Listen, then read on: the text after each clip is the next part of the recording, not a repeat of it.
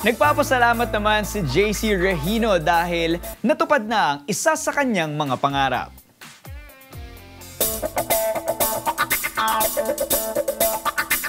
Ito ay ang maisalin sa isang pelikula, ang buhay ng kanyang ama na si April Aboy Regino, isa sa mga kinikilalang haligi ng OPM sa bansa.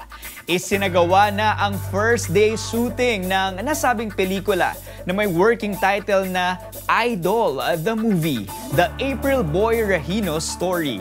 Ayon sa anak niyang yumaong si April Boy, matagal na umanong pinaghandaan ang pagsasagawa ng kwento patungkol sa buhay ng kanyang ama.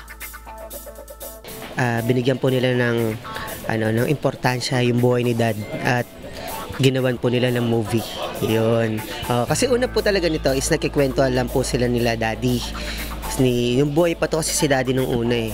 Gusto ni Direk gawin na buhay ni Dad. Tapos yun, doon na po nagsimula yun.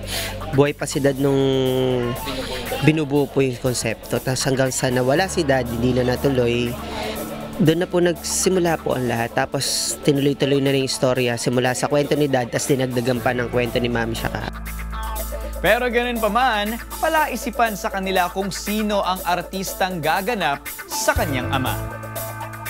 Mystery talaga. First day of shooting po ngayon. First day of shooting ngayon, kahit ako po, likod pa lang ang nakikita ko.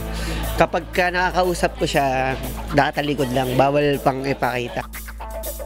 Si Direk Efren Reyes Jr. ang direktor ng pelikula at ayon sa kanya ay makikita dito ang legacy ng kinikilalang OPM idol. Basically, it is a story of how he lived. It's not how he died. It's a celebration of his life. Samantala, kamakailan ay inilabas din ni JC ang kanyang latest single na Wala Na under GMA Music. Una muna, pasalamat muna po ako sa lahat po na sumuporta sa unang single ko, yung Idolo, at yung Tama Na Sa Akin Ikaw. Ngayon po meron naman po akong bago. Ako ulit po nagsulat nito.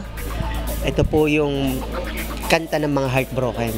Yung mga sinaktan ka na, iniwan ka na, pinagpalit ka pero mahabol ka pa rin. Tapos parang gusto mong maibalik yung dati, kaso pinakamasakit nun, wala na. Hindi ka na niya mahal. So, ang title po nito is Wala Na. Yeah.